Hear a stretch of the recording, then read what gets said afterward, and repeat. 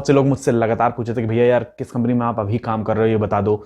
और कई बार मुझसे पूछा था मैंने मतलब मेरा सबको यही आंसर था कि मतलब कुछ कुछ को मैंने बताया कि हाँ मैं इस समय इस कंपनी में काम कर रहा हूँ, वरना मैंने बोल दिया कि भाई लिंक्डइन पे मैंने लिखा हुआ है, आप जाके वहाँ से देख सकते हो कि लिंक्डइन पे मैं किस कंपनी में इस समय काम कर रहा हूँ, आप जाके देख सकते हो लिंक्डइन पे मेरे। ठीक है। सो बट फिर भी एक बार कई लोगों ने मुझसे ये भी बोला पर्सनल मैसेज करके, भैया एक बार अपना एक्सपीरियंस शेयर कर दो कि आपने उस कंपनी को कैसे क्रैक किया। तो जैसा कि आप थंबनेल देख के तो समझ ही गए होंगे मैं इस समय किस कंपनी में काम कर रहा हूं। तो जी हाँ, मैं इस समय काम कर रहा हूं HSBC टेक्नोलॉजी में। ठीक है। तो HSBC एक जो इसके बारे में बहुत ज़्यादा नहीं जानता, मैं पहले बता देता हूँ कि HSBC एक बैंक है। ठीक है। इंटरनेशनल बैंक है ये। और बहुत बड़ा मतलब इसमें काफ़ी चीज़ें बहुत पहले से मतलब एस्टैब्लिश्ड हैं। सो बाकी आप इसके बारे में और रिसर्च करके जान सकते हो। बाकी मैं इसका बता देता हूँ कि कैसे मैंने इसको क्रैक किया HSBC को, क्या था इसका पूरा प्रोसीजर, हर एक चीज बता के रख दूंगा आपके सामने, जिससे कि आपको अगर मौका मिले तो आप भी मेरे साथ आ सको और अपने भाई भाई मिलकर काम कर सके। ठीक है। So let's begin the video now.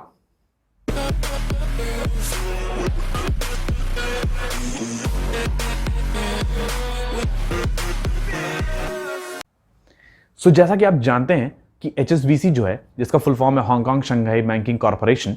ठीक है। इसका जो रिक्रूटमेंट प्रोसेस है वो बहुत ज़्यादा डिफिकल्ट नहीं है, लेकिन बहुत ज़्यादा आसान भी नहीं है। मतलब कि आपको इसमें एकदम मतलब काम होके हर चीज़ें देनी है, क्योंकि जो इनका हर एक राउंड होता है वो एलिमिनेशन राउंड होता है। और साथ ही साथ में जो इनका सबसे मतलब मुझे एक अलग चीज जो लगी वो है HR राउंड, की HR राउंड भी मतलब काफी मतलब अलग होता है, जिसमें HR राउंड में बहुत ज्यादा लोग छटते हैं, जो मतलब ये मैंने एक्सपीरियंस किया, मेरे जो साथ के लोग थे उसका। तो मैं आपको बताता हूं कि कैसे कैसे प्रोसीजर था। ठीक है। तो इसका 4 राउंड्स होते हैं, 4 राउंड्स होते हैं इनके। पहला होता है एक ऑनलाइन टेस्ट, दूसरा होता है एक कोडिंग टेस्ट, और तीसरा होता है टेक्निकल इंटरव्यू राउंड, और चौथा होता है HR राउंड। ठीक है। ये 4 राउंड्स इनके होते हैं, जिसमें जो पहला जो होता है वो होता है तुम्हारा ऑनलाइन टेस्ट। उसमें तुम्हारा logical reasoning, verbal ability, aptitude, ये सारी चीजें पूछी जाती हैं। और कई बार मतलब जैसे कंप्यूटर साइंस के रिलेटेड सब्जेक्ट से भी क्वेश्चन, जैसे OS, CN, DBMS, या फिर output based question, pseudo code वाले क्वेश्चन, ये सारी चीजें पहले राउंड में पूछी जाती हैं। ठीक है। इन सारी चीजों का को आप मतलब गीक्स फॉर गीक्स वगैरह पे जाके देख सकते हो, वहां पे ढेर सारे इन सब चीजों का रहता है, तो उससे आप प्रिपेयर कर सकते हो। इसको जब आप पूरा करोगे, इसका लगभग मुझे जहां तक याद है लगभग 40 या 60 क्वेश्चन होते हैं इसके, और वही अराउंड मतलब 30 मिनट्स में अराउंड इसको कंप्लीट करना रहता है। ठीक है। अब ये जो पहला राउंड होता है कोडिंग, ये मतलब ऑनलाइन टेस्ट वाला, इसको जब आप क्लियर करते हो तभी आप कोडिंग राउंड वाले में तुरंत उसी समय कोडिंग राउंड वाला कोडिंग टेस्ट खुल जाता है आपके सामने। ठीक है। अगर आप नहीं क्लियर कर पाते तो आपका कोडिंग राउंड वहीं पे बंद हो जाएगा। अब कोडिंग राउंड में क्या क्या चीजें होती हैं, कितनी क्वेश्चंस आते हैं, तो कोडिंग राउंड में फिर से 2 क्वेश्चन आते हैं आपके सामने, जिसमें मैंने जो ऑब्जर्व किया था कि ज्यादातर जो लोग दोनों के दोनों क्वेश्चन सॉल्व कर दिए थे पूरी तरीके से, वही आगे बढ़ पाते हैं। और मुझे जहां तक याद है ये पूरा इनका जो प्लेटफॉर्म था वो कोक्यूब्स का था, पहले 2 राउंड्स का मतलब ऑनलाइन टेस्ट का, और कोडिंग राउंड का जो प्लेटफॉर्म था वो कोक्यूब्स ही था। तो जो 2 कोडिंग क्वेश्चन होते हैं वो काफी मतलब मॉडरेट लेवल के होते हैं, बहुत ज्यादा कठिन नहीं होते हैं, बहुत ज्यादा आसान नहीं होते हैं, बेसिक लेवल होता है। बस आपको ध्यान इतना ही देना है कि जो भी उसमें टेस्ट केसेस है वो सारे के सारे पास होने चाहिए। कोक्यूब्स में जब आप करते हो तो उसमें दिखाता है कि पास ऑल टेस्ट केसेस करके दिखाता है, या फिर 5 to 6 टेस्ट केसेस रहते हैं जो उनके मतलब उस समय पड़े रहते हैं टेस्ट केसेस, वो पूरे रन होते हैं तो माना जाता है कि आपका चल गया है। लेकिन कई बार ऐसा भी होता है कि कुछ कुछ कॉर्नर टेस्ट केसेस हिडन होते हैं। ठीक है। सो आपको जो वहां पे मतलब प्रोग्राम लिखना है ना, वो ये सिर्फ सोच के देना लिखना है कि एक नॉर्मल चीज के लिए आपको ऐसा प्रोग्राम लिखना है जो कि सारे टेस्ट केसेस के लिए चले। अब मुझे एग्जैक्ट क्वेश्चन तो याद नहीं, क्योंकि लगभग 1 साल से ऊपर हो गया मुझे मतलब इसका दिए हुए। सो मैं फिर भी एक आपको मतलब एक लेवल बताता हूं कि किस तरह का क्वेश्चंस लगभग रहते हैं। सो जो कोडिंग राउंड रहता है उसमें जो क्वेश्चंस रहते हैं वो ऑलमोस्ट जैसे कि आप समझ सकते हो कि फाइंड एक मतलब ऐसे समझो कि एक एरे है, उसमें आपको अगर ढेर सारे एलिमेंट्स दिए हुए हैं तो उसको ऑर्डर ऑफ n में मतलब उसकी फ्रीक्वेंसी अगर आपको निकालनी है। ठीक है। इस तरह के टाइप के क्वेश्चंस, और एक आसान रहेगा क्वेश्चन और एक थोड़ा सा डिफिकल्ट रहेगा। ठीक है। सो ऐसे ही मतलब स्ट्रिंग एरे हुआ, या फिर अगर बेसिक और थोड़ा सा हाई लेवल पे जाए तो मतलब लिंक लिस्ट वगैरह से रिलेटेड थोड़े मतलब डुप्लीकेट्स रिमूव करना एक पर्टिकुलर टाइम पीरियड के अंदर में, मतलब जो उसका वो रहता है टाइम कॉम्प्लेक्सिटी रहता है, वो मतलब उनका बॉर्डर रहता है, वो फिक्स रहता है कि इतने ही टाइम कॉम्प्लेक्सिटी में आपको करना है, क्योंकि आप जब तक नहीं करोगे तब तक आपको टाइम लिमिट एक्सीडेड का एरर दिखाता रहेगा। सो बेसिक्स क्वेश्चंस होते हैं, काफी मतलब आसान होते हैं। आप कई लोग मुझसे फिर से मैसेज करके भी ये पूछ सकते हो कि भैया ये क्वेश्चंस क्या थे, एक बार फिर से सोच के बताइए ये वो। तो मैं बोलूंगा कि अगर आपको इसके बारे में ज्यादा जानना है तो आप गीक्स और गीक्स के आर्काइव्स पे जाके देख सकते हो, पूरा वहां पे पहले से प्रेजेंट रहता है। बहुत लोगों ने अपने एक्सपीरियंस शेयर किए होंगे उस समय भाई, जो ये था कि जिसने एक्सपीरियंस शेयर कर दिया होगा उसको अपना एग्जैक्ट क्वेश्चन याद होगा। तो ये सारी चीजें रहती हैं। फिर उसके बाद आगे हम लोग जाते हैं टेक्निकल इंटरव्यू की तरफ, ठीक है। अब जो टेक्निकल इंटरव्यू था, जो मुझे जहां तक याद है कुछ दिन के बाद ही हमारा रिजल्ट आया था, जिसमें ऑलमोस्ट लगभग मतलब कुछ सेट ऑफ बच्चे सेलेक्ट हुए थे। मुझे जहां तक लगता है कि शायद 2000 या 3000 बच्चों ने एग्जाम दिया था, जिसमें से 200 बच्चों का टेक्निकल इंटरव्यू में हुआ था, ठीक है। मतलब ऐसे ही कुछ था, मैं एग्जैक्ट मुझे नंबर नहीं याद है। फिर उसके बाद टेक्निकल इंटरव्यू के लिए हम लोग गए। टेक्निकल इंटरव्यू के लिए हम लोग जब वहां पे जाते हैं, फिर उसके बाद वहां पे शुरू होता है प्रोसीजर, एक एक करके।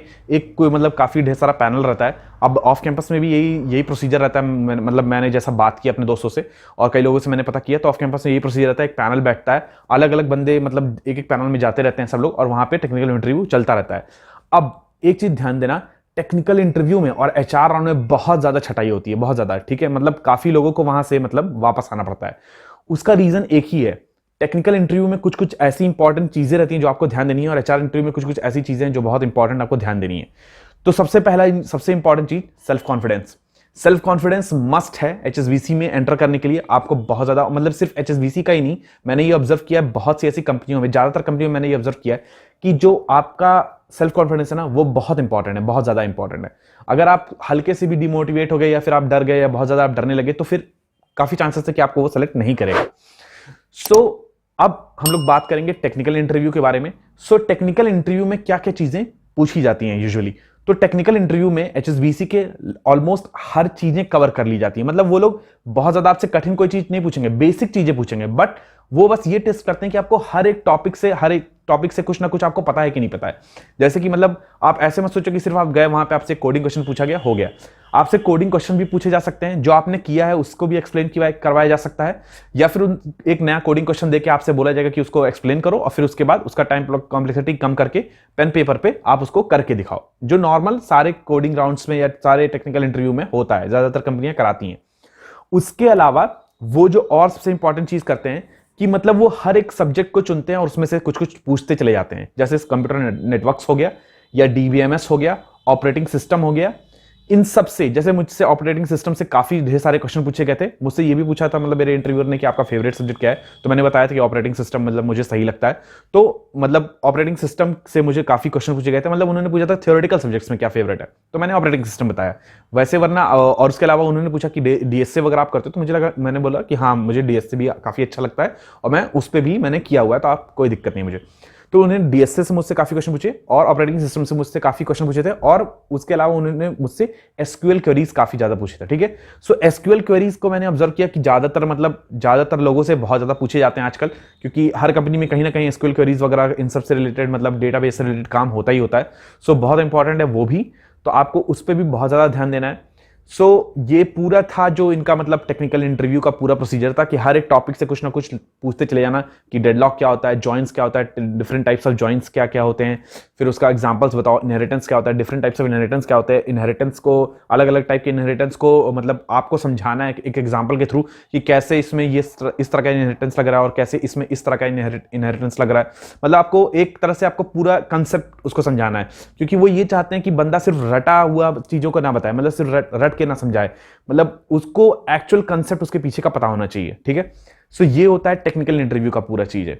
अब आखिरी में आता है एचआर राउंड। तो एचआर राउंड में आपको अब ये नहीं सोचना कि भाई अब तो अपना हो गया बस। तो मैंने वहां पे ऑब्जर्व किया था काफी बच्चे ऐसे थे जो एचआर राउंड तो गए थे, लेकिन उसके बाद भी उनका नहीं हो पाया था।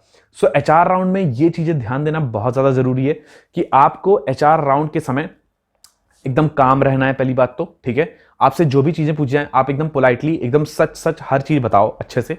अपना जो भी प्रोजेक्ट आपने बनाया उसके बारे में एक ब्रीफ डिस्क्रिप्शन लेके जाओ, क्योंकि एचआर राउंड में मैंने देखा कि वो कुछ मुझे एचआर पर्टिकुलरली नहीं, एचआर प्लस मैनेजरियल टाइप का लग रहा था, क्योंकि उसमें मुझसे काफी प्रोजेक्ट वाला भी चीजें पूछी गई थी कि आपने प्रोजेक्ट से क्या क्या किया है, कौन सी टेक्नोलॉजी यूज की गई है, उसके बारे में थोड़ा बताइए। और उसके अलावा मैंने एक चीज और ऑब्जर्व किया था कि उन्होंने बोला था कि एक अपना मतलब जो भी ड्रीम प्रोजेक्ट है उसके बारे में बताओ, आपने क्या मतलब उस ड्रीम प्रोजेक्ट पे क्या सोचा है। तो जैसे मैंने बताया था कि मतलब मुझे एजुकेशन में मतलब काफी अच्छा लगता है, तो मेरा मन करता है कि कुछ मैं ऐसा चीज बनाऊं जिससे मतलब एजुकेशन की फील्ड में काफी फ़ायदा हो ये सब चीज़ें, तो उन्होंने उसके बारे में भी मुझसे काफ़ी पूछा था।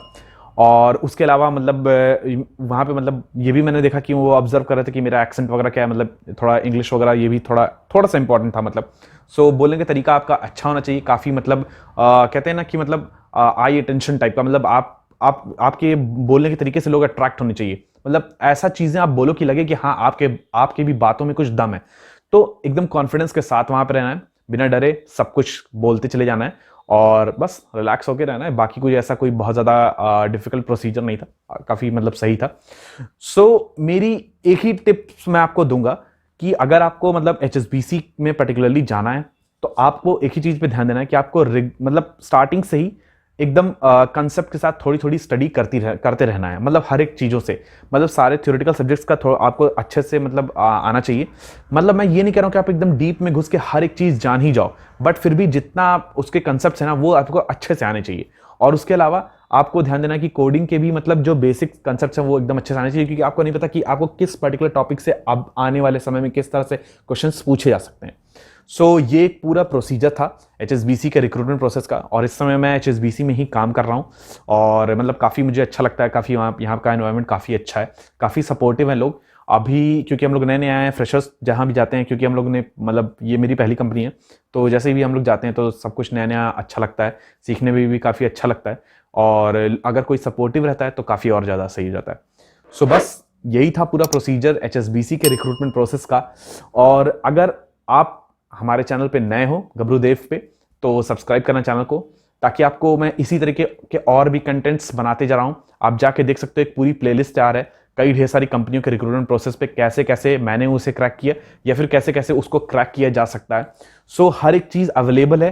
काफ़ी ढेर सारे ऐसे भी वीडियोस हैं जो कि मैं मतलब प्लेसमेंट ओरिएंटेड रहते हैं, जो कि मतलब फर्स्ट ईयर से लेके फोर्थ ईयर के लिए सबके लिए इंपॉर्टेंट है कि भाई क्या चीज़ें, क्या कमी हो रही है तुम में जिसकी वजह से तुम प्लेसमेंट को नहीं क्रैक कर पा रहे हो, या फिर क्या क्या चीज़ें तुम्हें करनी चाहिए जिससे तुम प्लेसमेंट क्रैक कर सकते हो। सो इन सारे वीडियोस को जाके देखो, और साथ ही साथ में सब्सक्राइब बटन दबाओ, क्योंकि अभी आने वाले समय में काफ़ी नई नई चीज़ें लॉन्च करने वाला हूं मैं इस यूट्यूब चैनल पर, जो आपके लिए बहुत ज़्यादा हेल्पफुल होने वाली है, और प्लेसमेंट प्रोसीजर में आपके लिए मतलब एक समझ रहे हो वरदान की तरह काम करेगी। तो जाओ अभी से सब्सक्राइब करो चैनल को, बेल आइकन को दबाओ, ताकि सारे नोटिफिकेशंस आपको मिल सके, क्योंकि अगर एक भी वीडियो मिस हो गई ना तो हो सकता है आपसे एक बहुत अच्छी अपॉर्चुनिटी मिस हो जाए। So just go for that, and तब तक के लिए खुश रहो और इसी तरह मुस्कुराते रहो, अपने लाइफ में आगे बढ़ते रहो, टेंशन नहीं लेने का, कोई भी चीज़ को टेंशन की तरह मत लो। लाइफ में आगे बढ़ते रहो, मेहनत करते रहो, कामयाबी देर से जरूर कभी कभी ऐसा होता है कि आपको कामयाबी जो होती है वो देर से जरूर मिलेगी, लेकिन मिलेगी जरूर अगर आप मेहनत करते रहोगे। ठीक है, सो तब तक के लिए स्टे ट्यून्ड, बी हेल्दी, जय हिंद।